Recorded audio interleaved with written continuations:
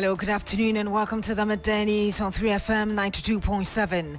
My name is Beatrice Adu. The news is also live on Kasmi 107.1 FM and across the world at 3news.com. Coming up in the next 30 minutes.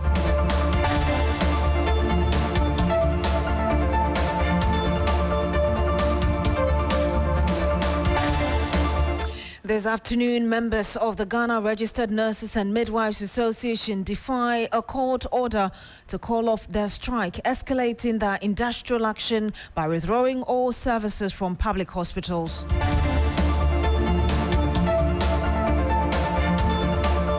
We'll bring you the latest from across the country.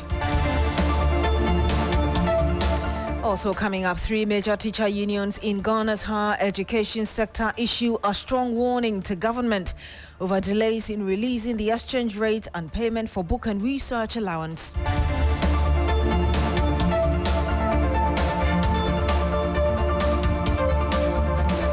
And much later on the program, Ghana Revenue Authority postpones controversial fuel levy to June 16 after industrial pushback. Stay with us.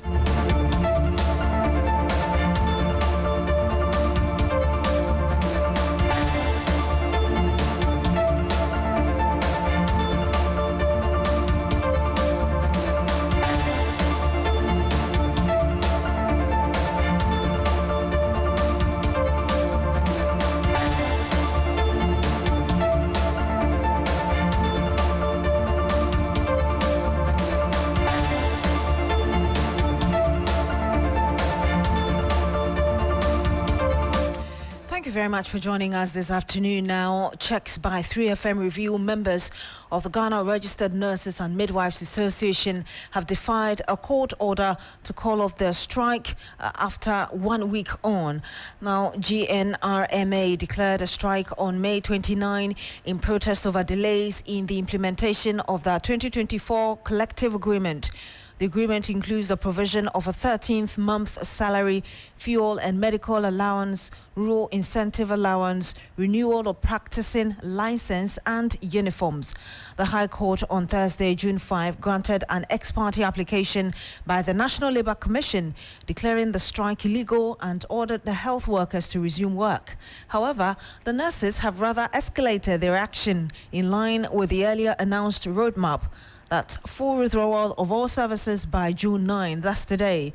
My colleague Yvonne Nekwe is in the Eastern region. She's actually visited the regional hospital in Koforidua. She joins us live on the phone. Yvonne, just tell us what the situation is like regarding the strike, where you are.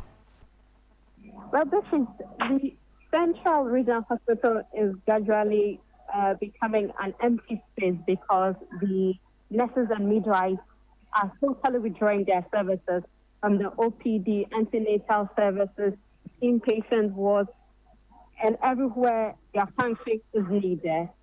For them, it's a defiant action against government's inability to have their conditions of service implemented. A number of clients have come in very frustrated because the nurses cannot give them services. What we are saying is that the numbers here are becoming overwhelming for the doctors and the health aides, as you may call it. And so for those who cannot stay long, it means that they will have to leave here to the house. We are aware that, not all health workers are on strike. Are you able to tell us whether we even have a skeletal, staff members there beyond what you just said? Well, Beatrice, what we are seeing here is that what's the understanding how we'll call them health aides, better understanding community health nurses who are sticking in while the nurses and midwives are on strike, and then the doctors as well. All the nurses, as I speak to you, are moving out of the facility, not like we saw on the Thursday and Friday, where a number of them were still at the wards, making sure that those people at the wards are taken care of. And so it's going to be an overwhelming situation for the health aides from this morning until they decide to revert on their actions to still stay out of the health facility. Yvonne, tell us again, beyond the public hospitals available, particularly in the regional and surrounding areas, are you able to tell us which alternatives are available for patients? Well, for those in Koforidua, the only alternative option would be the Christian health facilities. We're talking about the SDA Hospital and then the St. Joseph Hospital. So those are managed by the Christian Health Service, and those nurses and midwives there would be an alternative for patients who cannot have their services here. Now, this central hospital, on the average, on a normal day, have about 500 clients visiting this space. I cannot be able to ascertain if these numbers will be able to have all their services they need at those alternative situations, and even if they have the men and women in place to take those overwhelming numbers. Mind you, they also have a number of jurisdictions or clients who they take care of already. And so this is how the situation will look like today and probably tomorrow if they don't rescind on their decision to get back to the hospital to care for the patient. Have you heard any word from the Regional Health Directorate, for instance? Well, the Regional Health Directorate hasn't yet made any official comment. We all do know that this is a national affair for the Ghana Registered Nurses and Midwives Association, and so it would perhaps behoove on government representatives in Accra, perhaps the Minister of Health or anybody in that jurisdiction to be able to lobby with the leadership of the nurses to ensure that they do have amicable resolution. Otherwise, like we all do know, the sustainable development goals in healthcare that they have had maybe backtrack, because if people cannot have access to healthcare in 3 or 4 days, we do know that with time, we may lose people in the war.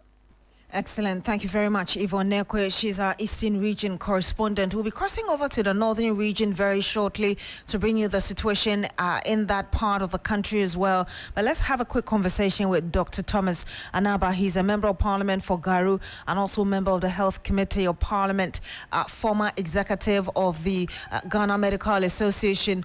Good afternoon to you, sir. Thank you very much for joining us. Thank you very much, and good afternoon for having me. A point of correction, I was not an executive of GMA. I've never been. I was a member. I was the executive director for the African Center for Health Policy Research Analysis. All right, thank you very much, Doc. Now, it appears the NLC's court action to compel the nurses and midwives back to work has not been successful. Now they have escalated the strike. This must be a disturbing development for you, even as a member of the Health Committee. For sure, the health sector is meant to help the sick who are in need of support to heal, to get well. That is the essence of the health sector. Treat the sick people who unfortunately fall ill. Forgive me, Doc. Your line is a bit faint. If you could reposition yourself so we are able to hear you clearly, please. Right. Okay, clear. Let me just move out of this room. And then I'm saying that the health sector is positioned to help those who fall ill. So anything that would hamper the service delivery is a cause to worry about. Definitely, the strike of our nurses is a very big problem for us, because, as we all know, they form the chunk of the staff of the health sector who provide services. So going on strike will definitely affect all Ghanaians. Even those who are not at the hospital would even go into panic because there's no hospital in case they fall sick. So it's a worry to us. And indeed, when you look at Section 163 of the Labour Act, Act 651, it actually prohibits strike by essential service providers like health workers. And I'll just read that section to you. It says, an employer carrying on or a worker engaged in an essential service shall not resort to a lockout or strike in connection with or in furtherance of any industrial dispute involving the workers in the essential service. It seems this has been abandoned. Yeah, it has clearly been abandoned, and that has gone against the Labour Act. That is why I think that the court has ruled that they should go back to work and then negotiate. In case you know, I've been one of the people who have always advocated against health professionals going on strike, but rather use dialogue to reach their objectives when they are negotiating with government. So this strike, as we all know, has come with some mixed feelings and between the nurses themselves. from what we know, this was signed as far back as last year, May, was not implemented. And now they are asking for it to be implemented immediately because an agreement is an agreement, it must be implemented. No one doubts and disputes that fact. But some group of nurses have come out to say that, look, they are not going to join the strike for compassionate reasons. And we can see that the Ghana nurses, the Ghana Registered Nurses and Midwives Association stood out alone to insist that they must go on a strike to demand for a full implementation of the policy, the conditions of service that was agreed on with the previous government. Yes, but we all understand that for any company to fulfill conditions of service, let's say Ghana as a company, like TV3, you demanded for conditions of service, but the company believes that the new CEO has just come in and has to check the records, has to check the funding sources, whether they will be constant or not. What the other government saw, the other CEO saw before assigning this, the new CEO must analyze it to see whether actually he can meet it. If even he can meet it, does he have all the money available instantly to meet the conditions, or there is a need to approach this in a gradual process? So you think that the nurses and the midwives are not being considerate? They are very considerate. I've not said that. I've not said that. I'm going to explain what would be the problem. If they are not considerate, I haven't said it. I've only said that the previous government didn't receive this type of pressure. The one who signed it, the government that signed it, didn't receive this pressure from the nurses because perhaps they gave them reasons. They should give us the reasons why the previous government told them that they hadn't even commenced implementing the policy. So I just want to, forgive me, Doc, I just want to understand the import of the analysis you're making. In a nutshell, what are you exactly saying as regards the position? The government has called them to the table to come and they will sit down and draw a roadmap. The government has formed a 3-man committee to work to ensure that the conditions of service is rolled out. So for you, they should have given the government... You may roll out implementing one issue after the other. So they should have given... There is no money to implement all at once. And we all know the situation of Ghana. You yourself, you know it. So what you're saying is... it is not that the names are not considered. It's the leadership. To me, that may have a problem. The leadership of this group has a problem. Some of the leadership may have a problem. So essentially what you're saying is that they should also bear with the government They should bear with the government and allow the process to be rolled out gradually so that we all synchronize the needs and at least implement it. I'm not saying they shouldn't get it. No, I'm far from that. Let me ask you my last question. Government, get the roadmap. If it is fuel, how would they start? If it is your health insurance, how would they do it? If it is an overnight allowance, how would they implement it? Would they start from one after the other and implement it as the economy is improving? Let me ask you. Because we have seen conditions of service implemented in this country. The doctors own. Up till now, they are not implementing it 100%. Doc, for the sake of time, let me ask you my last question, and if you could answer that in like 30 seconds. As a member of the Health Committee, is there anything you could do to help? What we can do to help is to appeal to the nurses to go back to the drawing board to see how they can roll out the implementation of this policy that they brought out as their conditions of service. We'll have to end it here. Dr. Thomas Anauba, Member of Parliament for Garu and member of the Health Committee. Thank you very much for speaking to us. I was telling you earlier that we'll be bringing you update from the northern region as well. Let's hear this patient who spoke to our correspondent, Christopher Marco, earlier.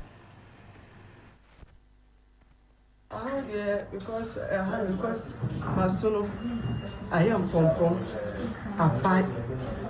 As you know, but the same minty cassa, me ringing I do mentally, and I buy almost Mamma, come I say, and let me see, maybe you share a fire, our shaman, or which I'm standing there. I haven't bet check if you're more fire, no, or share. And he had a patient who spoke to our correspondent, Christopher Marco, who joins us live on the line. Chris, the woman spoke in Tree. Are you able to tell us what she was saying and really what her situation was like when you spoke to her? Yes, so this woman had a boil, and according to her, it's been worrying her. She's unable to hear anything. So she visited the hospital to get the staff there to check on her. Unfortunately, when she got there, the office was locked. She inquired and was told that they are not working.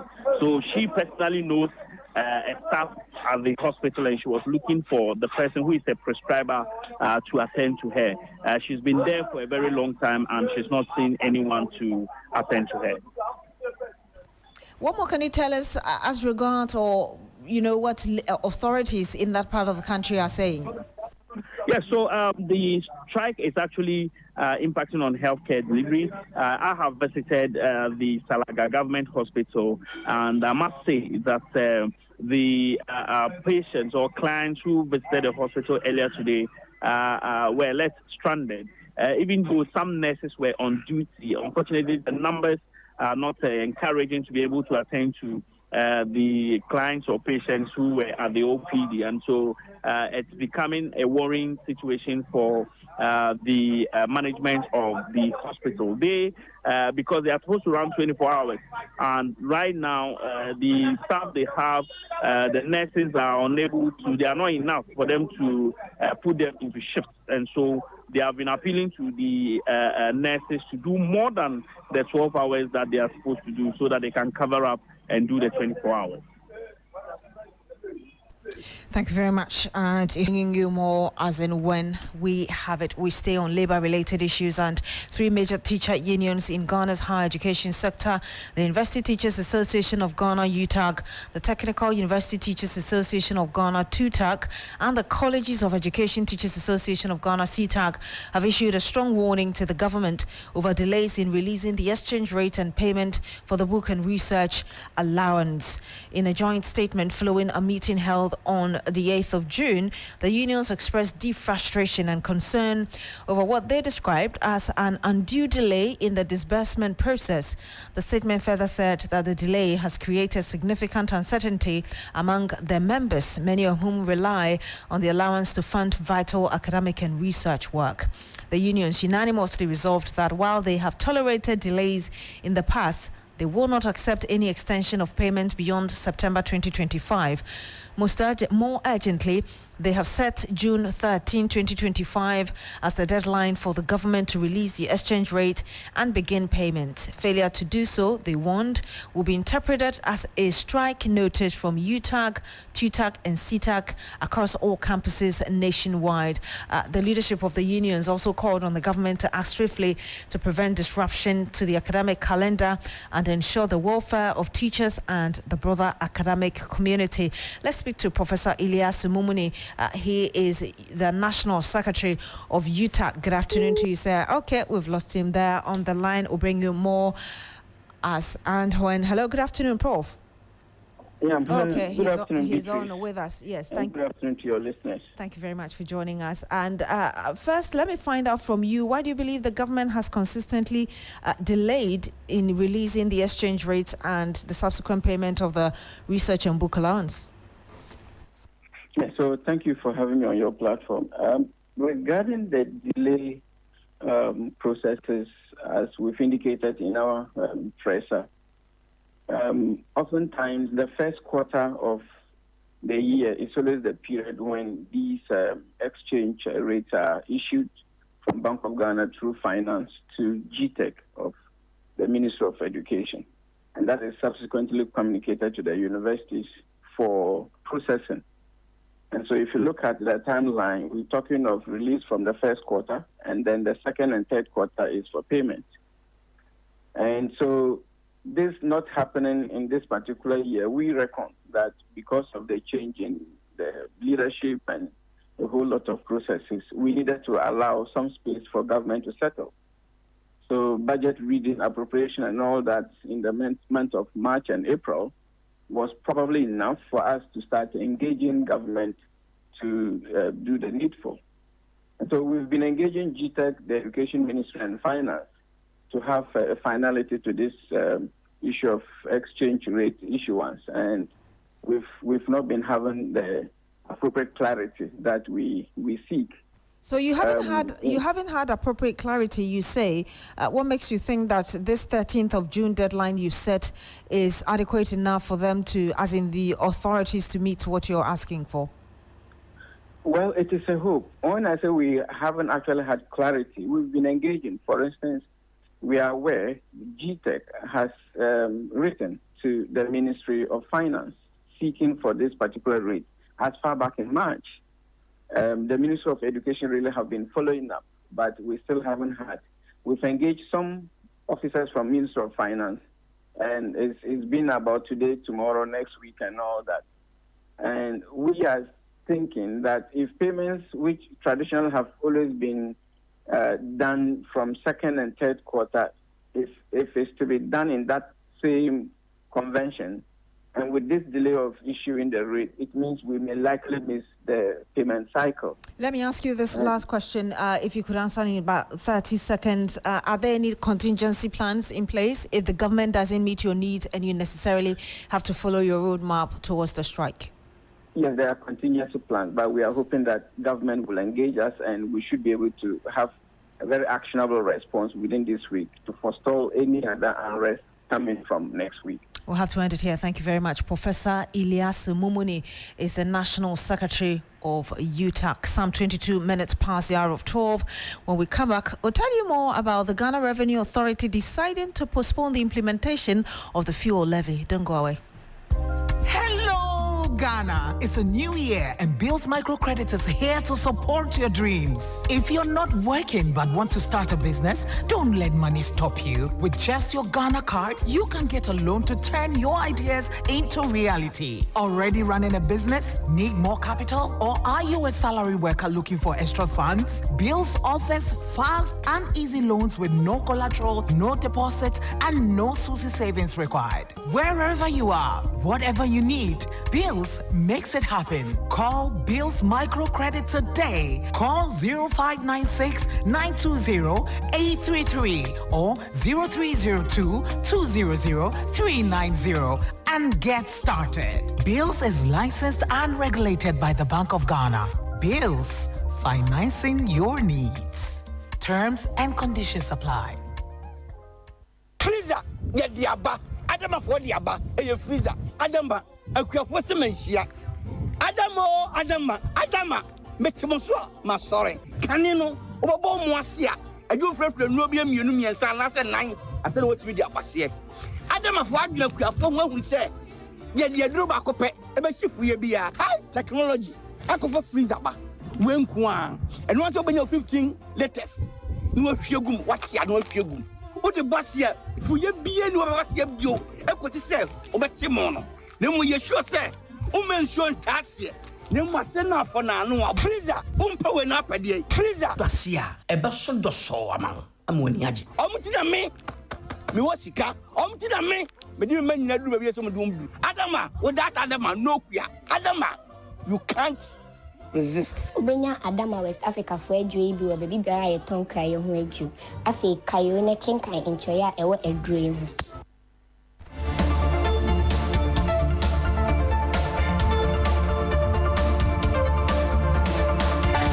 And you're still here on the Midday News on 3FM 92.7. Now the Ghana Revenue Authority has postponed the implementation of the energy sector shortfall and debt repayment levy by 1 week following strong opposition from oil marketing companies.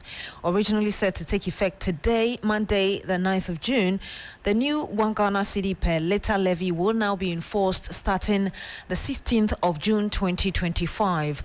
The decision comes after the Chamber of Oil Marketing Companies, COMAC, raised raised concerns over the abrupt timing of the levy, warning that its immediate rollout could worsen fuel prices and increase the financial burden on consumers. The GRA, which acknowledged the concerns, has confirmed that after constructive discussions with industry leaders, a new implementation date was agreed upon. That's the 16th of June 2025. The levy, introduced to help settle mounting energy sector debt, had faced criticism from industry players who argued that they were not properly consulted. Some also warned that the sudden increase could disrupt the already volatile petroleum market. Now, the revised levy rate effective the 16th of June as follows. Motor spirit, that's super petrol, from 95 pesos to now 1 cedi 95 pesos. Diesel and marine gas oil, foreign, from 93 pesos to now 1 cedi 93 pesos. Marine gas oil also from 3 pesos to now 23 pesos. Heavy fuel oil, 4 pesos to 24 pesos. Partially refined oil from 95 pesos to 1.95. Now, liquefied petroleum gas remains unchanged. That's 73 pesos. Products lifted before 16th of June will still be charged the old levy rate. Now, cash and carry transactions from the 1st of June onwards will be subject to the new rate if lifted on or after the 16th of June. The Chief Executive Officer for the National Petroleum Authority, Beatrice Adu, says the consensus among the stakeholders has averted a major crisis. He spoke earlier on TV3's New Day. The concern they raised was that because the implementation is sudden, right, from last week, the law itself was passed, I think I'll just find out, one of the Thursdays. Then the next time you are asking us to do it, we realize that, yes, of course, they have raised very legitimate concerns. So once the matter came to the GRA commissioner and the finance minister, he felt that the concerns they have raised perfect. And that is why he said, look, in the circumstance, and if you read the statement carefully, COMAC is really not against the 1 cedi. It is the implementation, because to them, it is going to bring additional financial burden to them. And in the circumstance, they felt that it appeared more like a fiat. Let's just do it. And so the finance minister's intervention to allow the whole thing to move to next week will allow them to put their finances in place. And for me, this is welcoming. What it has done is that it has made my work a bit more easier for me at NPA, because the implementation is at my end, the downstream. And you heard there, Beatrice Adu, he's the CEO of the NPA. Now, the race for the flag bearership of the new patriotic party appears to have begun sooner than expected, as potential candidates have already hit the ground running, even before official campaigning kicks off. The party launched a thank you tour in May following its historic defeat in the 2024 general election. That exercise is expected to conclude this week. However, even before the tour ends, several party bigwigs, including Asin Central MP Kennedy Ejapon, Abetifi MP Brian Champon, and former Santimampon MP Francis Adainimo, have already positioned themselves as contenders for the flag bearer position. The rhetoric is already heating up. Now, we'll be bringing you more as regards to what Kennedy Ejapon, for instance, has been saying, and some analysis in our subsequent bulletins. My name is Beatrice Adu. Thank you very much for joining us this afternoon. Bismarck Awusa is on standby with Business Daily. Log on to 3news.com for more news. Have a good afternoon.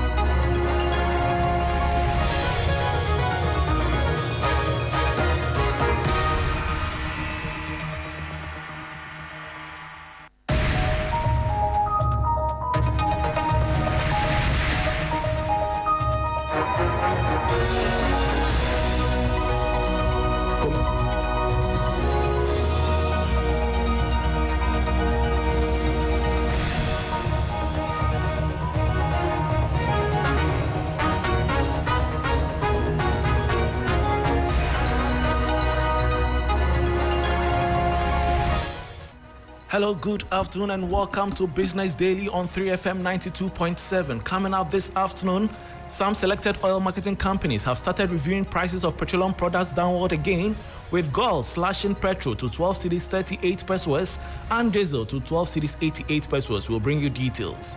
Also ahead, new report reveals Ghana loses approximately $50 million annually due to illegal, unreported and unregulated fishing practices. We'll hear from Executive Coordinator of SYND, Chibeze Ezekiel.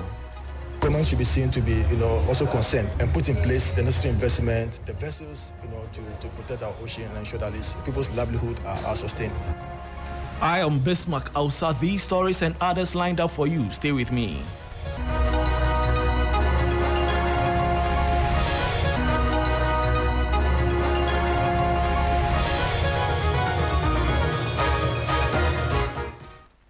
Thanks for your company. Now to the very first story. Gold, the nation's leading indigenous oil marketer, has reduced its pump prices once more, with petrol now at 12 cedis 38 pesos per litre and diesel at 12 cedis 88 pesos. The fresh reductions follow a strengthening cedi and take effect from today, Monday, June 9. The following 3 Business News Desk report has more. In more good news for motorists and transport operators, GOIL has slashed its fuel prices for the second time within a week.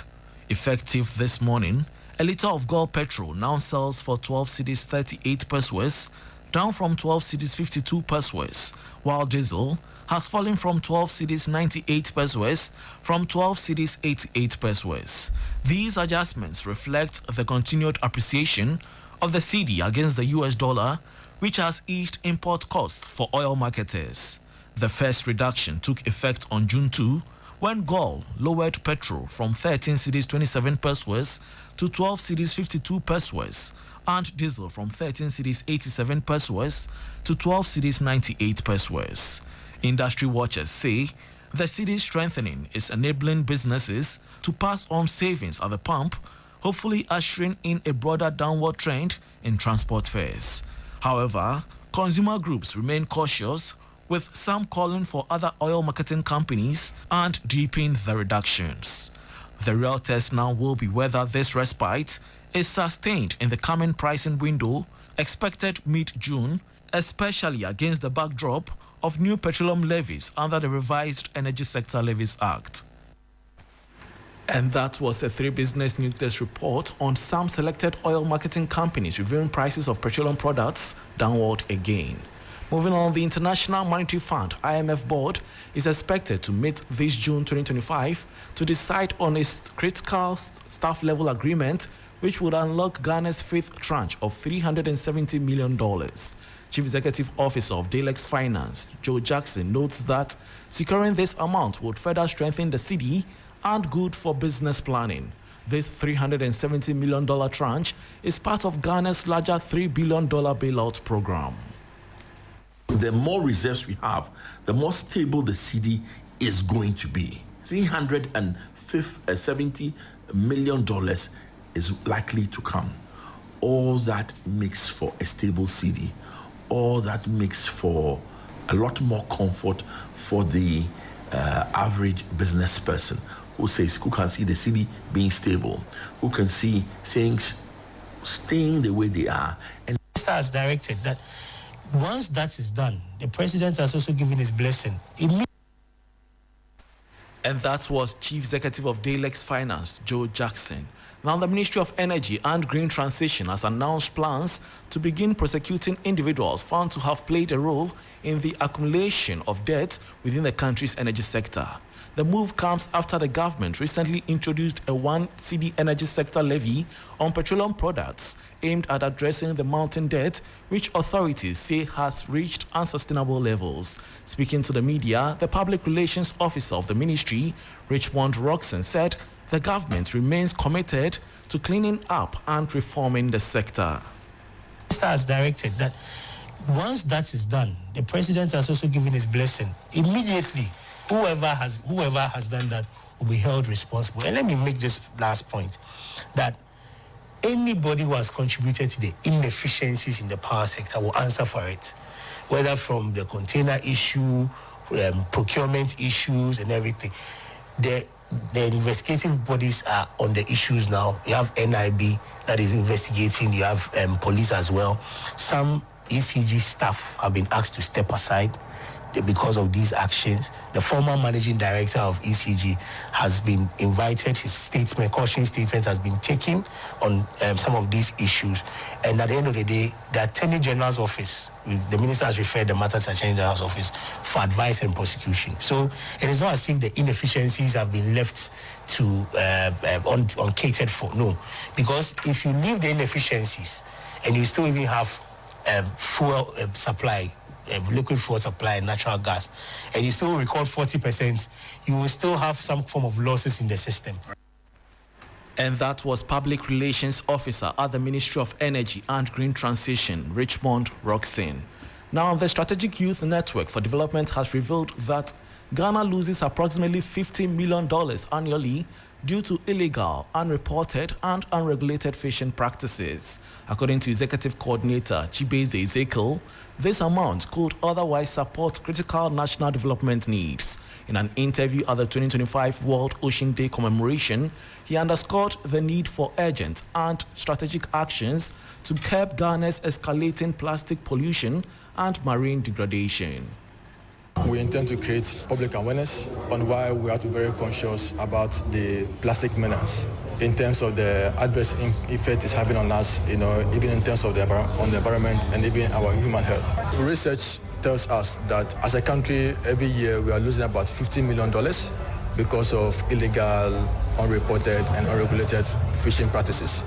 And we know also that in our country we have at least 2 million people directly depending on the ocean for their source of livelihood. So this means that we are losing so much money, and yet we need more money, to develop our country. Because one of the things we've observed is that the easiest way for government to raise revenue is always to keep taxing. So the least thing they want to tax, the least thing they want to tax. So the question is, so why don't we block some of these leakages? So let's imagine, what can $50 million do for us every year? If we're able to block that issue, then we have $50 million saved to contribute to our developmental agenda. So government should be seen to be, also concerned and put in place the necessary investment, the vessels, to protect our ocean and ensure that people's livelihood are sustained. And that was Executive Coordinator of the Strategic Youth Network for Development, Chibeze Ezekiel. Meanwhile, Head of Cooperation at the French Embassy, Julien Lecas, has expressed France's commitment to climate change and ocean conservation. In an interview, he revealed ongoing projects, including a dam construction in northern Ghana to mitigate water scarcity and flooding, alongside coastal erosion control and plastic recycling initiatives. France is working very hard with the Ghanaian government. We are working sustainable cities with the French government, the Ghanaian government, and the European Union also. In Tamale, in its five other cities in the north of Ghana. We are also working on agri. It's very important because you know more than me, and especially the farmers of Ghana, that the climate change impacts their production, impacts the food.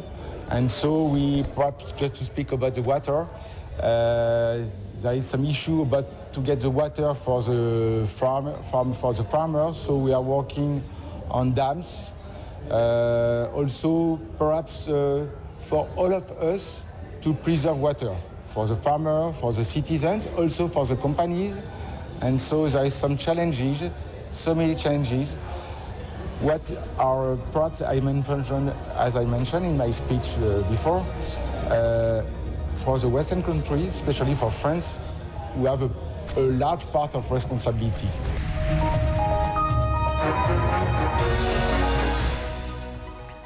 And that was Head of Cooperation at the French Embassy, Julien Lecas, bringing the end to Business Daily on 3FM 92.7. With me, Bismarck Awusa. For more business stories, please check out our website, it's3news.com. Thanks for your company.